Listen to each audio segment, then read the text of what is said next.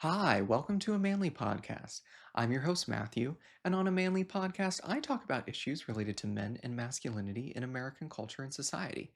And on today's episode, it's all about the horror film The Substance and men. Men are hardly in The Substance at all, but their traditional patriarchal values in American society and culture dominate the film. The Substance comments on the very narrow definition of beauty standards for women in society dictated by patriarchal values. This is especially true for celebrities and actors whose looks are intensely scrutinized. It echoes a similar commentary from other films about how our society constantly filters and sees each other through screens, how this can make us more self conscious, judgmental of ourselves and others. And thinking big picture, it asks, can we accept ourselves for who we are, even the parts that get judged or we may not like? You know a film is good when people have strong opinions about it. And most people who've seen The Substance either love it or hate it. It's an in-your-face horror film that honestly builds pretty slow, but after it gets past the halfway point, it really turns up the dial and just goes full throttle till you hit the credits. The movie tells the tragic tale of Elizabeth Sparkle, played by Demi Moore, who ends up, I guess you could call it dying at the end of the film. Her body becomes a monstrous blob that ends up walking the streets of LA and melts in the hot LA afternoon sun. Then her face on a slime-like viscera of guts ends up crawling itself to her Hollywood Walk of Fame star, where she basks in the limelight one last time before becoming a puddle of blood and evaporating into the air. Then a street cleaner ends up coming by the next day and cleans it up, and the film ends. Roll credits. The ending makes a powerful statement on how the media industry's patriarchal status quo will keep on keeping on, because producers and decision makers, mainly men, affirm their misogyny through the confirmation bias of viewer ratings. What's good for business is what the audience wants, and what they want is hot women. Elizabeth in the fantastical world of The Substance is a big nationally syndicated talk show host who is let go at the beginning of the movie by misogynist TV producer Harvey. No coincidence to Harvey Weinstein, of course, played by Dennis Quaid. As he discards her, we see close-up shots of him eating shrimp with a mayo-like sauce, globs dribbling on his lip as he spits out the shells. Elizabeth is forced to confront an ancient double standard in Hollywood and the media industry. Men as they grow older are often lauded as old lions, wise sages, like George Clooney and Robert De Niro. Ageism won't affect how people see their appearance, or whether they'll get work or not. For women celebrities and those in the movie industry, there are ridiculously high, unachievable beauty standards. Who defines beauty and attractiveness?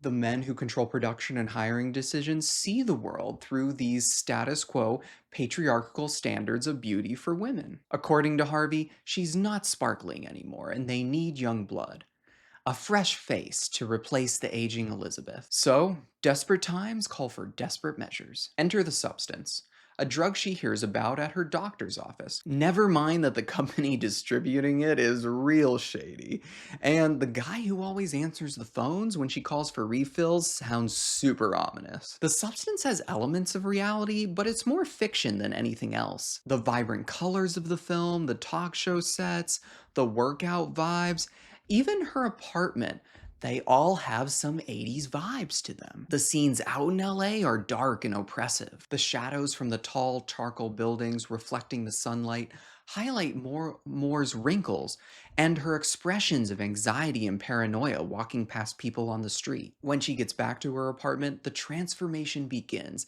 as she injects herself with the substance and starts growing a new, younger body from her own self. Her new self, Sue, played by Margaret Qualley, admires her new naked body in the mirror after the transformation. She looks on with power and pride at her taut skin and her well-defined features that will fit Harvey's definition of what it means to be a beautiful woman. She goes to an audition, ends up getting her own talk show, the ratings go through the roof, and she's doing her own fitness videos now too. Life is good for Sue, Except it requires you to switch bodies every week.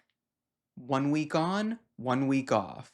You are one, the ominous voice says. Elizabeth comes back to life feeling dejected, feeling like her life is uninteresting and empty compared to Sue's. At one point, she reaches out to an old friend from high school who is completely blown away that a celebrity like her would call him. She makes a date with him, but never goes because her self esteem is in the gutter. She perceives herself as unworthy and retreats into loneliness. The apartment she lives in is a top floor of a high rise, with a spacious, beautiful living room that overlooks the city of LA. There is a long hallway, though, that leads to the bedroom and bathroom where the transformation takes place. The camera work and tracking shots that lead us down the hallway are so effective, especially when she first injects herself and transforms into Sue, and as their relationship progresses into hatred for each other. The billboard overlooking her apartment that starts the movie as Elizabeth and then becomes Sue's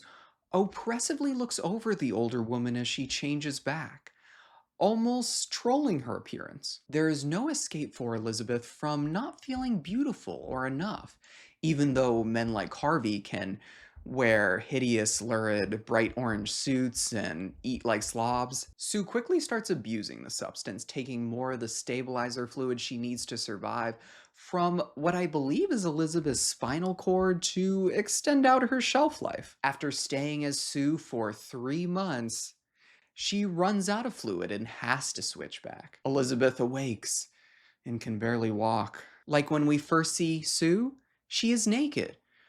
But Elizabeth is now decrepit, deformed, and much, much older with a hunchback. She calls and gets the termination serum to kill Sue. Just as she is about to kill her, though, she has a change of heart and decides to resuscitate her. Living life as Sue is too good. Sue, realizing what her other half was about to do, kills her.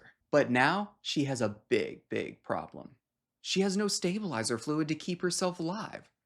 So instead, she injects herself with the leftover activation serum and ends up turning into the monstrous blob called Monstro Eliza Sue. The experiment gone wrong leads to a gore fest at what I believe is the New Year's Eve party or New Year's Eve broadcast. And it's a gross and disturbing scene, viewer beware. The film would have been better off without it, but Coralie Farjat wants us to be uncomfortable. The film runs with this idea of if body dysmorphia caused by institutional patriarchal misogyny drove a national celebrity mad and they started taking a Dorian Gray like drug that had a cost, what would happen? And in the substance, Farja confronts us with that end product, the uncanny monstro Eliza Sue, with Sue and Elizabeth along for the ride. Their faces, by the way, are attached to the monster's body in random places, like here and here. The substance is sure to become a cult classic because it has such a bonkers plot. Horror films have a good track record for sticking around in our culture because they get at subversive undercurrents about uncomfortable topics or issues. They dig under the skin. In the scene where she decides not to go on a date with the guy from high school, she's looking in the mirror applying lipstick before she goes out, but then she can't get the lipstick perfect. She sees her imperfections and grows angry. She starts to smudge the lipstick, and there's a silent sense of fury at her fading beauty. The actress Demi Moore's attractiveness, her looks, have been scrutinized since she became a star in the 80s, and she's been making movies since the late 70s. The planets align for this horror role, because if there's any woman who can speak to the thoughts and feelings behind being judged for their appearance and looks, it's a celebrity like Demi Moore. The part of Elizabeth is a perfect vehicle for this. Even though she is already beautiful, Harvey's opinion of her looks destroys her career and leads to her tragic death. She ends up absorbing the patriarchy's narrow definition of beauty, believing she's not beautiful, she doesn't look good enough. It's easy to say that Elizabeth should just shrug off Harvey's opinion.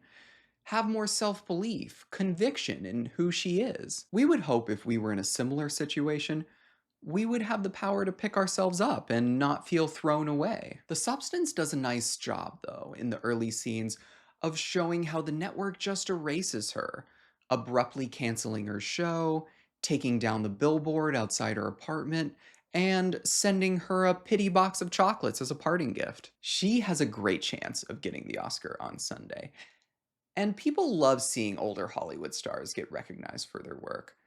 I remember when I saw Misery with Kathy Bates when I was too young to see that film. Ooh, oh boy, that gave me nightmares. Kathy Bates was terrifying in that film, and she definitely deserved the Oscar. Demi Moore is just as good in this film. There's been so many great performances by women in horror films. Some of my favorites are Jodie Foster in Panic Room, Nicole Kidman in The Others, and Michelle Pfeiffer in What Lies Beneath. For me, the two best horror films from last year were this one, The Substance, and I Saw the TV Glow, which is kind of a borderline horror film. And I also love The Heretic. Hugh Grant is fabulous in that film. Her performance as Elizabeth will sparkle on for the ages in a horror movie that, through cringe moments, gore, and at times full throttle violence, confronts institutional values of patriarchy that impose impossible standards of beauty onto women. Hate it or love it, I think the director would say the film is doing its job. It only has a 2.8 out of 5 stars from 5,371 Google reviews. One reviewer wrote, "This isn't a film. It's a misunderstanding of what cinema should be. It's making us uncomfortable. It's getting us to think about issues related to societal standards of beauty for women and the men that impose them. It's doing what every great horror film does, provoking a reaction and creating commentary that makes people conscious of an issue they would rather not talk about." Thanks so much for taking the time to listen to a Manly podcast. Please like and subscribe here on YouTube or listen wherever you get your podcasts. I talk about an issue related to men and masculinity each week. On my next episode, I'll be talking about watching my wife's reality shows. Till next time, bye!